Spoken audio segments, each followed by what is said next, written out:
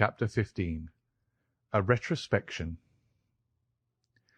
It was the end of November, and Holmes and I sat upon a raw and foggy night on either side of a blazing fire in our sitting-room in Baker Street. Since the tragic upshot of our visit to Devonshire, he had been engaged in two affairs of the utmost importance, in the first of which he had exposed the atrocious conduct of Colonel Upward in connection with the famous card scandal of the Nonpareil Club, while in the second he had defended the unfortunate Madame Montpensier from the charge of murder which hung over her in connection with the death of her stepdaughter, Mademoiselle Carrère, the young lady who, as it will be remembered, was found 6 months later alive and married in New York. My friend was in excellent spirits over the success which had attended a succession of difficult and important cases, so that I was able to induce him to discuss the details of the Baskerville mystery. I had waited patiently for the opportunity, for I was aware that he would never permit cases to overlap, and that his clear and logical mind would not be drawn from its present work to dwell upon memories of the past.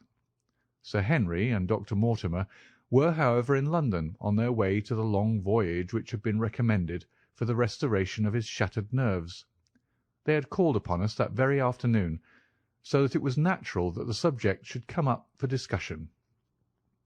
"The whole course of events," said Holmes, "from the point of view of the man who called himself Stapleton, was simple and direct, although to us, who had no means in the beginning of knowing the motives of his actions, and could only learn part of the facts, it all appeared exceedingly complex.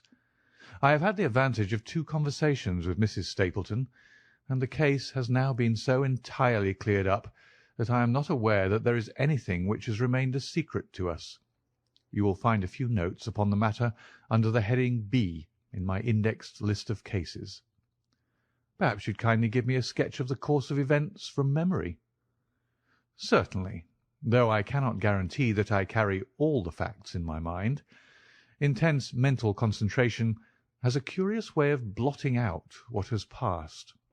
The barrister who has his case at his fingers' ends and is able to argue with an expert upon his own subject finds that a week or 2 of the courts will drive it all out of his head once more. So each of my cases displaces the last, and Mademoiselle Carrère has blurred my recollection of Baskerville Hall. To-morrow some other little problem may be submitted to my notice, which will in turn dispossess the fair French lady and the infamous Upward. So far as the case of the Hound goes, however, I will give you the course of events as nearly as I can, and you will suggest anything which I may have forgotten. My inquiries show beyond all question that the family portrait did not lie, and that this fellow was indeed a Baskerville. He was a son of that Roger Baskerville, the younger brother of Sir Charles, who fled with a sinister reputation to South America, where he was said to have died unmarried. He did, as a matter of fact, marry, and had one child, this fellow, whose real name is the same as his father's. He married Beryl Garcia, one of the beauties of Costa Rica, and having purloined a considerable sum of public money, he changed his name to Vandeleur and fled to England, where he established a school in the east of Yorkshire. His reason for attempting this special line of business was that he had struck up an acquaintance with a consumptive tutor upon the voyage home, and that he had used this man's ability to make the undertaking a success. Fraser, the tutor, died, however, and the school, which had begun well, sank from disrepute into infamy. The Vandeleurs found it convenient to change their name to Stapleton, and he brought the remains of his fortune, his schemes for the future, and his taste for entomology to the south of England.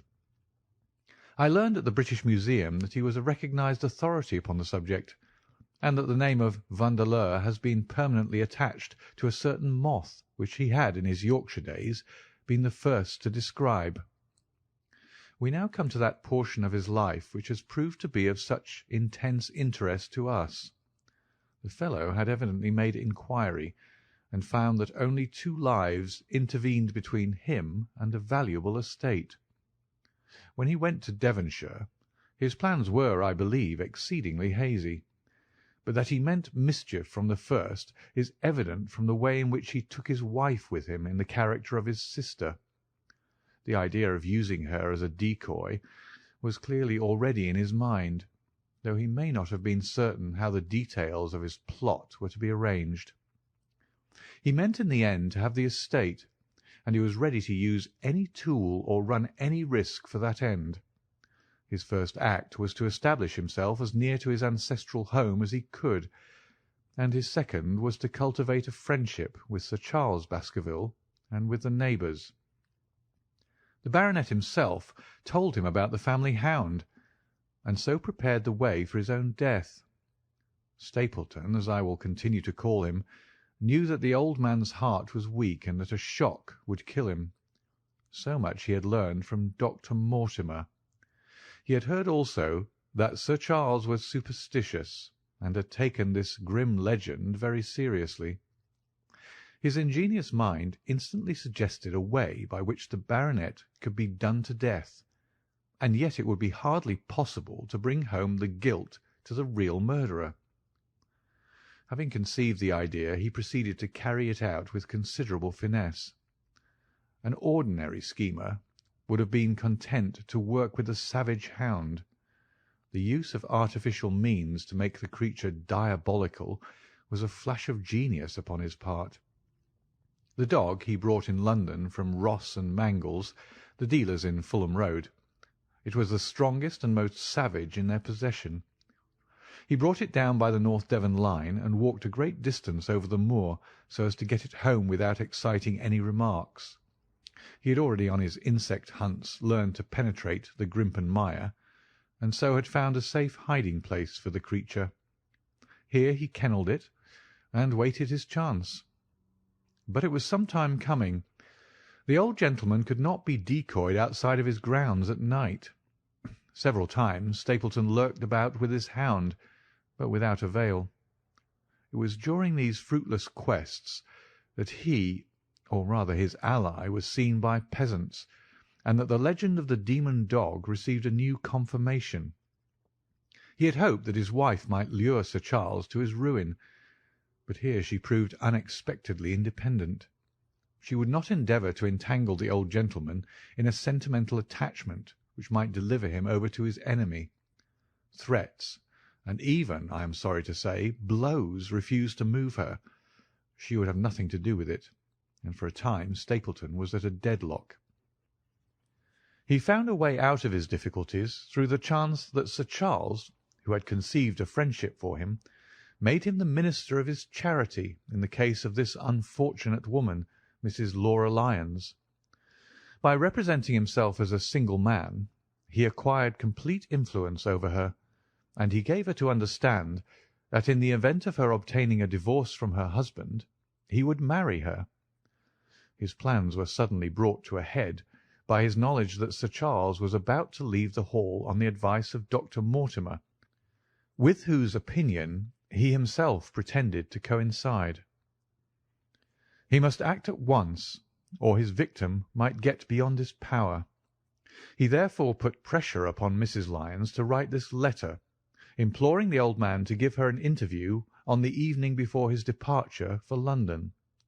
He then, by a specious argument, prevented her from going, and so had the chance for which he had waited. Driving back in the evening from Coombe Tracey, he was in time to get his hound, to treat it with his infernal paint, and to bring the beast round to the gate at which he had reason to expect that he would find the old gentleman waiting. The dog, incited by his master, sprang over the wicket gate and pursued the unfortunate baronet, who fled screaming down the yew alley.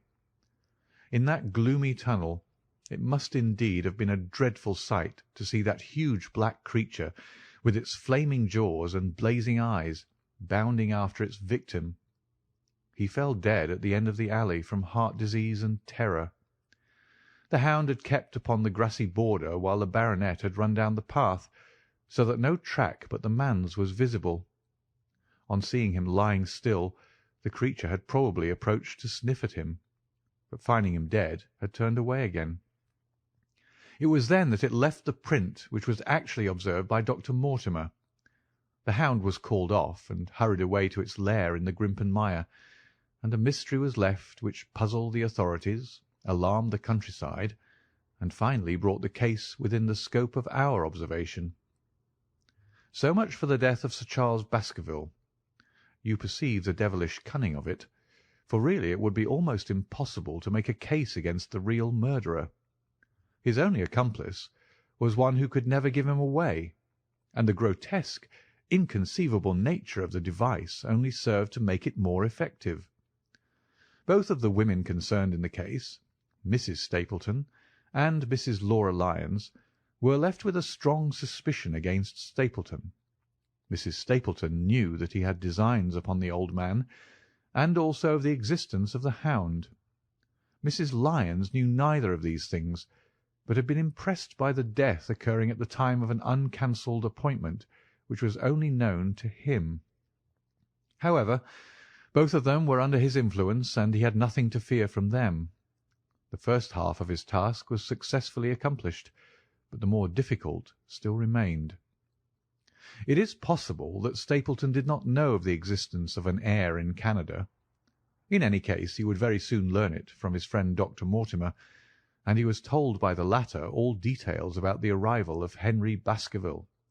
Stapleton's first idea was that this young stranger from Canada might possibly be done to death in London without coming down to Devonshire at all. He distrusted his wife ever since she had refused to help him in laying a trap for the old man, and he dared not leave her long out of his sight, for fear he should lose his influence over her. It was for this reason that he took her to London with him. They lodged, I find, at the Mexborough Private Hotel in Craven Street, which was actually one of those called upon by my agent in search of evidence. Here he kept his wife, imprisoned in her room while he, disguised in a beard, followed Dr. Mortimer to Baker Street, and afterwards to the station and to the Northumberland Hotel. His wife had some inkling of his plans, but she had such a fear of her husband, a fear founded upon brutal ill-treatment, that she dare not write to warn the man whom she knew to be in danger. If the letter should fall into Stapleton's hands, her own life would not be safe. Eventually, as we know, she adopted the expedient of cutting out the words which would form the message, and addressing the letter in a disguised hand. It reached the baronet, and gave him the first warning of his danger. It was very essential for Stapleton to get some article of Sir Henry's attire, so that in case he was driven to use the dog, he might always have the means of setting him upon his track. With characteristic promptness and audacity, he set about this at once, and we cannot doubt that the boots or chambermaid of the hotel was well bribed to help him in his design. By chance, however, the first boot which was procured for him was a new one, and therefore useless for his purpose. He then had it returned and obtained another, a most instructive incident, since it proved conclusively to my mind that we were dealing with a real hound, as no other supposition could explain this anxiety to obtain an old boot, and this indifference to a new one. The more outré and grotesque an incident is, the more carefully it deserves to be examined, and the very point which appears to complicate a case is, when duly considered and scientifically handled, the one which is most likely to elucidate it. Then we had the visit from our friends next morning, shadowed always by Stapleton in the cab. From his knowledge of our rooms and of my appearance, as well as from his general conduct, I am inclined to think that Stapleton's career of crime has been by no means limited to this single Baskerville affair. It is suggestive that during the last 3 years there have been 4 considerable burglaries in the West Country, for none of which was any criminal ever arrested. The last of these, at Folkestone Court, in May, was remarkable for the cold-blooded pistoling of the page, who surprised the masked and solitary burglar. I cannot doubt that Stapleton recruited his waning resources in this fashion, and that for years he had been a desperate and dangerous man. We had an example of his readiness of resource that morning when he got away from us so successfully, and also of his audacity in sending back my own name to me through the cabman. From that moment he understood that I had taken over the case in London, and that therefore there was no chance for him there. He returned to Dartmoor, and awaited the arrival of the baronet. "One moment," said I. "You have no doubt described the sequence of events correctly, but there's one point which you have left unexplained. What became of the hound when its master was in London?" "I have given some attention to this matter, and it is undoubtedly of importance. There can be no question that Stapleton had a confidant, though it is unlikely that he ever placed himself in his power by sharing all his plans with him. There was an old manservant at Merripit House whose name was Anthony. His connection with the Stapletons can be traced for several years, as far back as the schoolmastering days, so that he must have been aware that his master and mistress were really husband and wife. This man has disappeared, and has escaped from the country. It is suggestive that Anthony is not a common name in England, while Antonio is so in all Spanish or Spanish-American countries. The man, like Mrs. Stapleton herself, spoke good English, but with a curious lisping accent. I have myself seen this old man cross the Grimpen Mire by the path which Stapleton had marked out. It is very probable, therefore, that in the absence of his master it was he who cared for the hound, though he may never have known the purpose for which the beast was used. The Stapletons then went down to Devonshire, whither they were soon followed by Sir Henry and you. One word now as to how I stood myself at that time. It may possibly recur to your memory that when I examined the paper upon which the printed words were fastened, I made a close inspection for the watermark. In doing so I held it within a few inches of my eyes, and was conscious of a faint smell of the scent known as white jessamine. There are 75 perfumes, which is very necessary that a criminal expert should be able to distinguish from each other, and cases have more than once within my own experience depended upon their prompt recognition. The scent suggested the presence of a lady, and already my thoughts began to turn towards the Stapletons.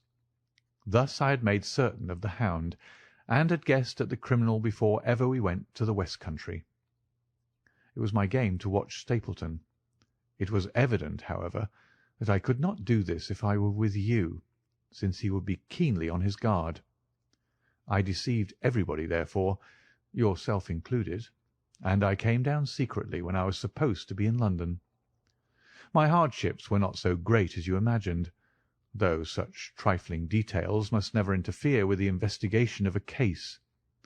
I stayed for the most part at Coombe Tracey, and only used the hut upon the moor when it was necessary to be near the scene of action.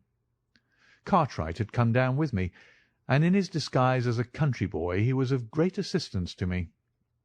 I was dependent upon him for food and clean linen. When I was watching Stapleton, Cartwright was frequently watching you, so that I was able to keep my hand upon all the strings. I have already told you that your reports reached me rapidly, being forward instantly from Baker Street to Coombe Tracey. They were of great service to me, and especially that one incidentally truthful piece of biography of Stapleton's. I was able to establish the identity of the man and the woman, and knew at last exactly how I stood. The case had been considerably complicated through the incident of the escaped convict and the relations between him and the Barrymores. This also you cleared up in a very effective way, though I had already come to the same conclusions from my own observations.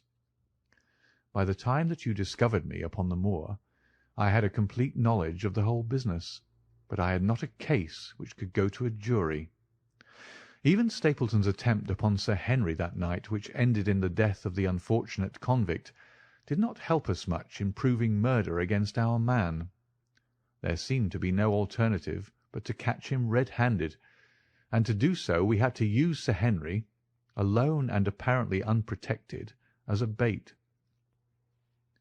We did so, and at the cost of a severe shock to our client, we succeeded in completing our case and driving Stapleton to his destruction.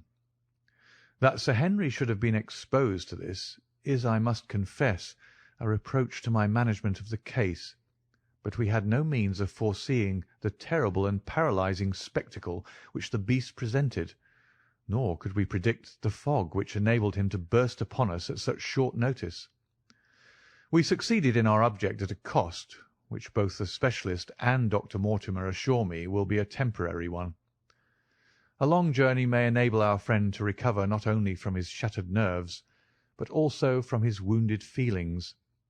His love for the lady was deep and sincere, and to him the saddest part of all this black business was that he should have been deceived by her. It only remains to indicate the part which she had played throughout.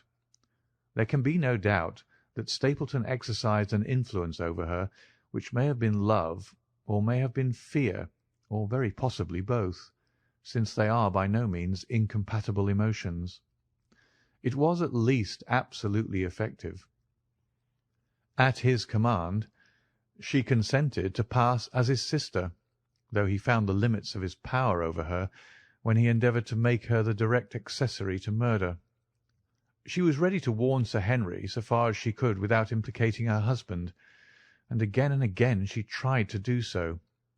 Stapleton himself seems to have been capable of jealousy, and when he saw the baronet paying court to the lady, even though it was part of his own plan, still he could not help interrupting with a passionate outburst which revealed the fiery soul which his self-contained manner so cleverly concealed.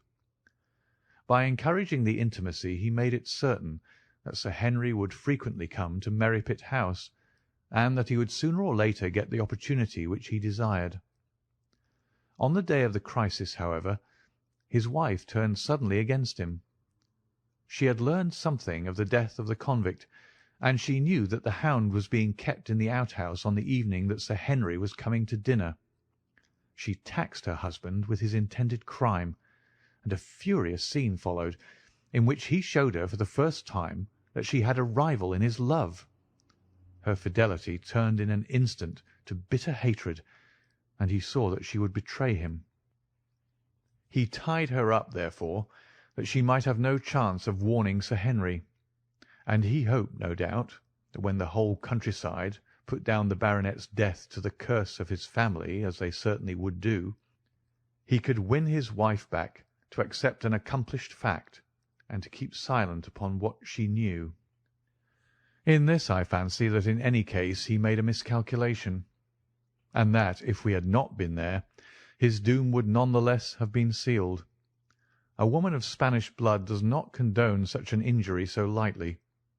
And now, my dear Watson, without referring to my notes, I cannot give you a more detailed account of this curious case. I do not know that anything essential has been left unexplained. He could not hope to frighten Sir Henry to death as he had done the old uncle with his bogey hound. The beast was savage and half starved. If its appearance did not frighten its victim to death, at least it would paralyse the resistance which might be offered. No doubt. There only remains one difficulty. If Stapleton came into the succession, how could he explain the fact that he, the heir, had been living unannounced under another name so close to the property? How could he claim it without causing suspicion and inquiry? It is a formidable difficulty, and I fear that you ask too much when you expect me to solve it. The past and the present are within the field of my inquiry, but what a man may do in the future is a hard question to answer. Mrs. Stapleton has heard her husband discuss the problem on several occasions. There were three possible courses. He might claim the property from South America, establish his identity before the British authorities there, and so obtain the fortune without ever coming to England at all, or he might adopt an elaborate disguise during the short time that he need be in London. Or, again, he might furnish an accomplice with the proofs and papers, putting him in as heir, and retaining a claim upon some proportion of his income. We cannot doubt from what we know of him that he would have found some way out of the difficulty. And now, my dear Watson, we have had some weeks of severe work, and for one evening I think we may turn our thoughts into more pleasant channels. I have a box for Les Huguenots. Have you heard the De Retskys? Might I trouble you then to be ready in half an hour, and we can stop at Marcini's for a little dinner on the way."